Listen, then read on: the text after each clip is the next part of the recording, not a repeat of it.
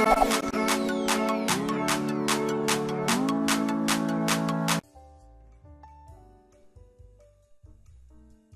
datang kembali di mata kuliah online atau materi algoritma dan pemrograman. Kita masih ada di bab mengenai decision making atau branching bagian kedua. Di bagian sebelumnya saya membahas mengenai pemahaman dasar dari decision making atau branching khususnya di kehidupan sehari-hari. Nah, sekarang di bagian ini saya membahas mengenai decision making atau branching yang biasanya ada di bahasa pemrograman. Nah, bahasa pemrograman apapun ya, secara umum itu akan memiliki beberapa sintaks untuk implementasi decision making atau branching. Yang hampir pasti ada itu adalah sintaks if then else. Nah, itu ada di semua bahasa pemrograman. Kemudian switch, atau ada beberapa bahasa menggunakan case atau select case. Sama saja ya, hanya masalah sintaks.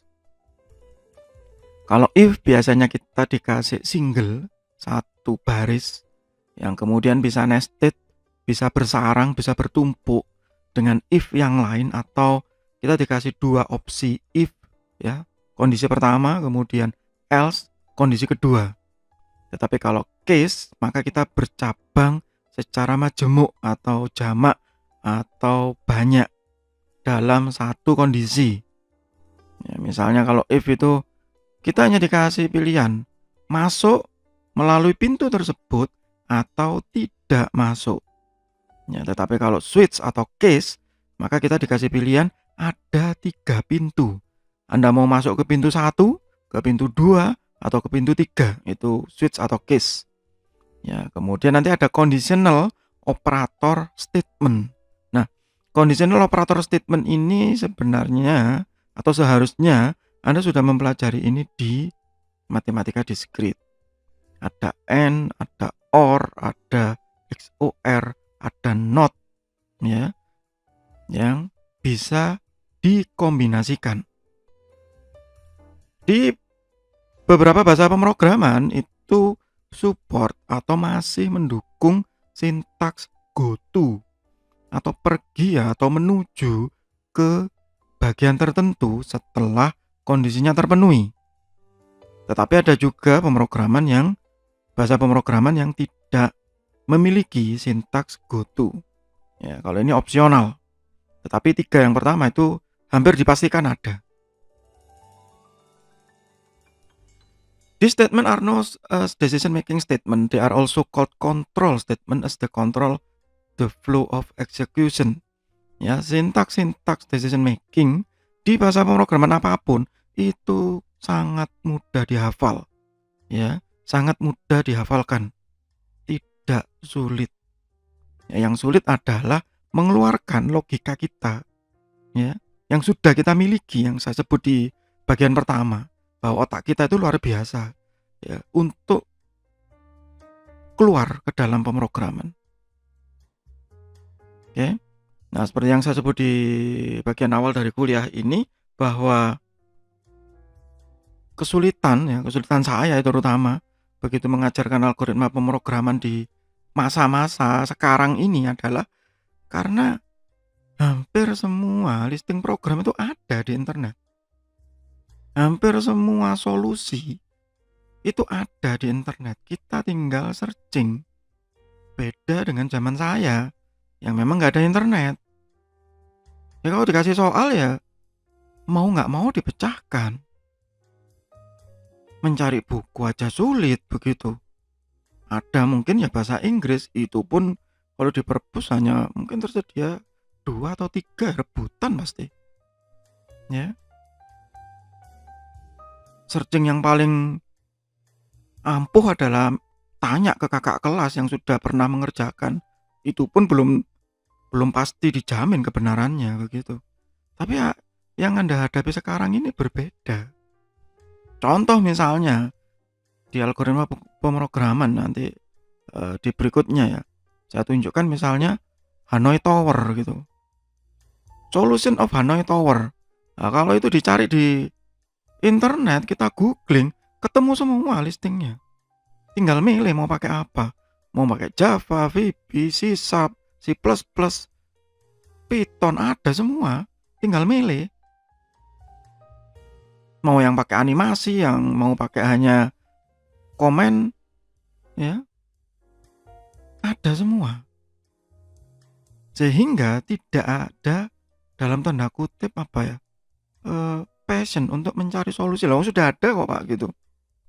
Ya, tetapi nanti di kondisi-kondisi tertentu, mau tidak mau kita akan memecahkan masalah itu sendiri. Nah, itu yang menjadi sulit.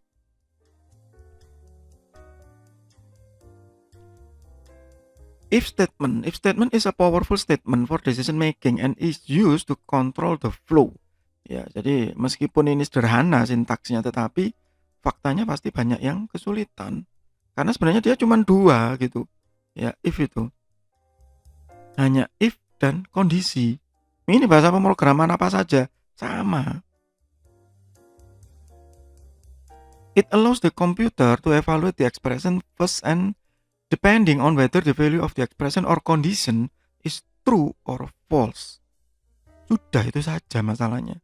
True or false. It transfer the control to a particular statement.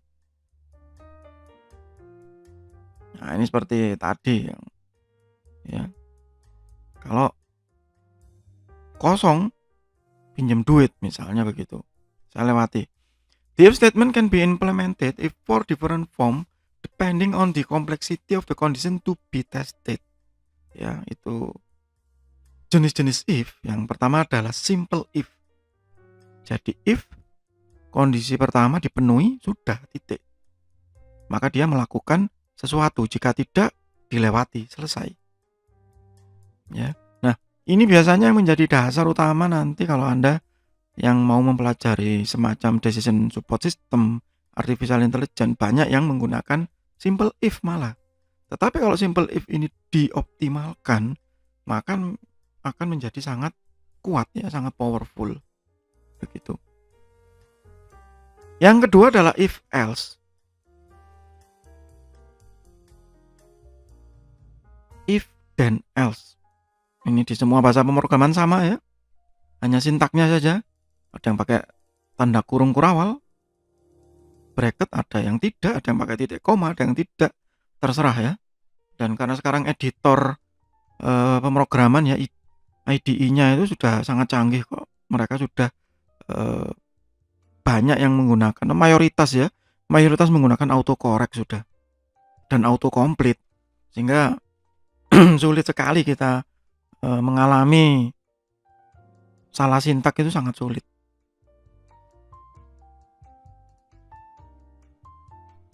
Kemudian nested if. Ya, nested if else ini if di dalam if. Nah, begitu. Jika kondisi ini terpenuhi, maka kita harus lihat lagi yang lain. Nah, begitu. Penjualan. Jika stok ada, maka kita harus melihat lagi harganya sudah sesuai atau belum. Harganya sudah sesuai, stok sudah sesuai, dua kondisi. Kita lihat lagi, apakah customer yang beli ini punya utang nggak ke kita? Nah, cek customer. Kita lihat lagi, oh customer sudah terpenuhi Pak, dia tidak punya hutang. Nah, sekarang jenis customernya, apakah dia grosir atau eceran? Boleh nggak beli sebanyak ini? Nah, itu nested if. Ya, kalau yang di sistem informasi. Kemudian ada else if ladder. Ya, if masuk lagi, if lagi. Jadi bukan if di dalam if, tapi if-nya berjenjang. Ya, tapi biasanya gitu ya,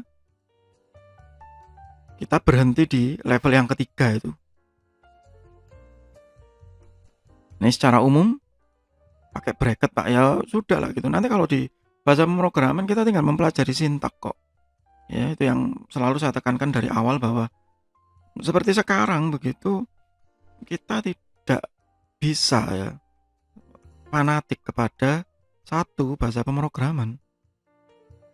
Saya selalu bilang dari awal bahwa kalau Anda tanya ke saya gitu, bahasa pemrograman apa yang terbaik gitu.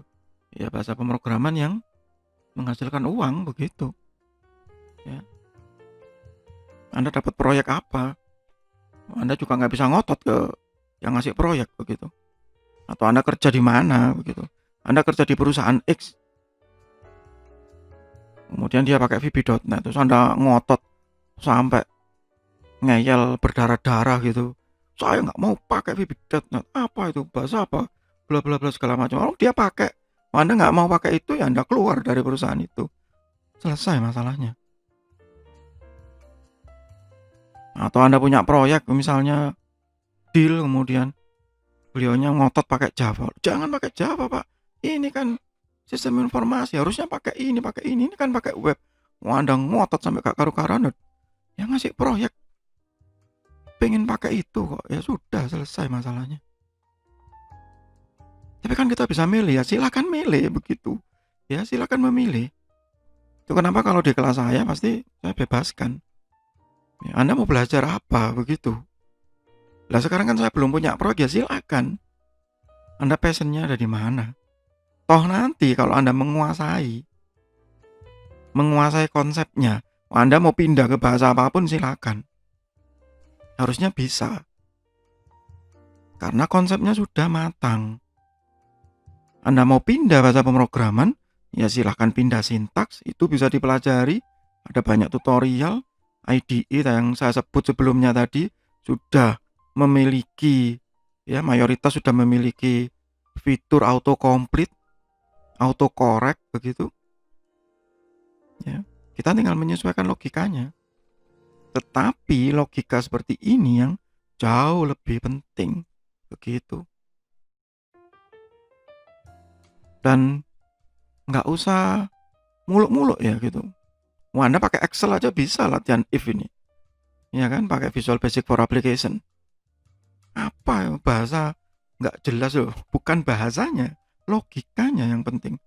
Anda bisa nggak menumpahkan, mengimplementasikan logika yang diperlukan ke dalam pemrograman, itu yang lebih penting.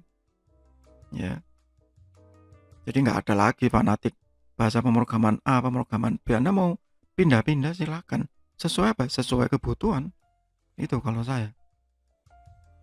Ya. Percuma ngotot A, ngotot B, nggak ada gunanya. Saya lanjutkan lagi.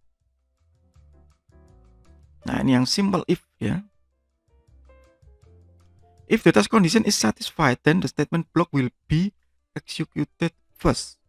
Then statement X will be executed after completing the execution. Otherwise, if the condition doesn't satisfy, then the statement block will be skipped. Ya, jadi cuma diloncati aja. Dan ya, the execution will jump to the statement X. Jadi kalau nggak terpenuhi ya sudah loncat ke setelah end if. Begitu. Itu simple if. So in short, when the condition is true, then both the statement block and the statement X are executed. Ya, jadi kalau true, maka yang di dalam blok itu akan dieksekusi. Tapi kalau tidak, ya maka akan dilewati. Sudah, itu saja. Ya kalau di dalam flowchart, maka akan jadi seperti ini.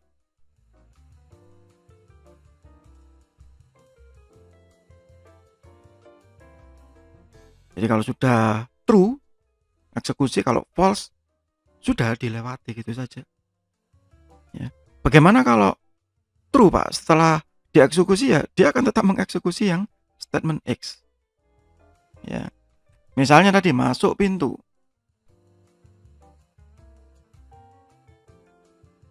Masuk ke satu ruangan melalui satu pintu. Ya. Maka tujuan utamanya apa? Atau statement X-nya apa? Statement X-nya adalah Anda mengambil bola misalnya. Bola itu ada di sebelah. Kemudian Anda dikasih opsi. Anda punya kunci dari pintu tersebut atau tidak? Kondisinya. Kalau Anda punya kunci dari pintu tersebut, maka Anda bisa membuka pintu dan mengambil bola yang kedua. Dapat bonus. Tapi kalau Anda tidak punya kuncinya, maka Anda tetap mengambil bola, tapi cuma satu. Nah, itu bola cuma satu, itu statement X. Tapi Anda mendapat bonus, itu statement block. Ya. Itu contoh sederhana. Menjual tadi. Apakah boleh dijual? Ya, kondisi awalnya ada stok. Sekarang tinggal dilihat apakah dia customer terdaftar atau customer biasa. Kalau customer terdaftar maka true, maka akan ke statement block. Di statement block tersebut maka akan ada bonus potongan harga atau diskon. Baru kemudian dicetakkan nota. Tapi dia bukan customer terdaftar, Pak. Dia hanya customer biasa, customer reguler. Maka kondisinya false. Maka dia tetap dilayani, tetap cetak nota. Statement X. Ya, jadi statement X tadi tetap dikasih barangnya, tetap dijual. Tetapi kalau terdaftar, nah, maka dia dikasih diskon. Kalau tidak, ya sudah, nggak ada apa-apa. Dilewati gitu saja. Ya, itu contoh. What happen if multiple statement follow after the if condition without using the curly brace? Jadi misalnya ada banyak statement, ya, ada banyak kondisi, tapi pakai simple if. Jawabannya adalah then the statement immediately following the if condition is considered as the controlling statement of the if condition. If condition is true, the control statement is executed, otherwise not. Rest of the statement are executed sequentially. Jadi meskipun kondisinya di if tadi banyak, if A sama dengan 10, N, B sama dengan 20, N, C sama dengan 15, or D sama dengan 5, misalnya begitu. Multiple ya. Kemudian nggak ada bloknya, ya sudah. Berarti dia satu baris. Asumsinya begitu. Ya, dan ini banyak di beberapa bahasa pemrograman ya. Jadi kalau hanya if saja, maka biasanya tidak ada bloknya. Artinya sudah cuma satu baris gitu saja. If titik dan titik. Sudah selesai. Nggak ada bloknya, nggak ada end if-nya. Itu banyak ya di bahasa pemrograman seperti itu. Jadi jangan bingung nanti kalau ketemu di beberapa bahasa pemrograman, ya kok nggak ada nggak ada end if-nya, Pak ya. Berarti dia simple if. Ya. Ya, berikutnya adalah if else. If else ini mirip sama if simple tadi atau sebelumnya, tetapi else-nya itu memiliki blok tertentu. Ya, jadi ada true, ada false. Kalau simple if itu kita hanya cek yang true, kalau false dilewati. In short, either true block or false block of statement will be executed, not both. Ya, kalau tadi simple if maka ada statement X yang pasti dieksekusi. Kalau ini tidak. Jadi ada 1 dan 2. But in both cases the control is transferred subsequently to the statement X as it is an independent. Ya, tetapi nanti mau true atau mau false setelah selesai maka tetap ke statement yang berikutnya. It is also called two-way conditional branching. Jadi kalau ketemu buku teori yang lain, kemudian ada istilah two-way conditional branching, ya yang dimaksud adalah if else. Ini struktur secara umum ya. Jadi ada if, ada true block statement, kemudian else, ada false block statement. Kalau kita di dalam flowchart seperti ini. Jadi bercabang 2. True atau false. Baru statement X. Ya. Kalau tadi kan hanya true saja kalau simple if. False-nya tidak ada. False-nya dianggap statement X. Ini tidak. Ya, false ada sendiri. Misalnya ini. Kalau nilai di atas 40, lulus. ya. Kalau tidak berarti kan else, maka fail, tidak lulus. Nah, tetapi lulus ataupun tidak lulus, maka akan tetap menjalankan perintah mencetak, print, ya, mencetak di layar gitu. The mark achieved gitu ya. Jadi lulus atau tidak lulus tetap akan ditampilkan nilainya, bahwa nilainya sekian. Tapi kalau yang simple if tidak ada seperti ini, ya. Jadi kalau ini true, maka dikasih keterangan grade pass gitu ya. Kalau false, maka dikasih keterangan grade fail. Pass atau fail tetap ditampilkan, yaitu statement X-nya. Oke, itu untuk sementara di bagian kedua. Kita akan lanjutkan lagi nanti di bagian ketiga, masih di bab mengenai decision making atau branching, masih di mata kuliah online algoritma pemrograman. Semoga bermanfaat, tetap sehat, tetap semangat. Terima kasih.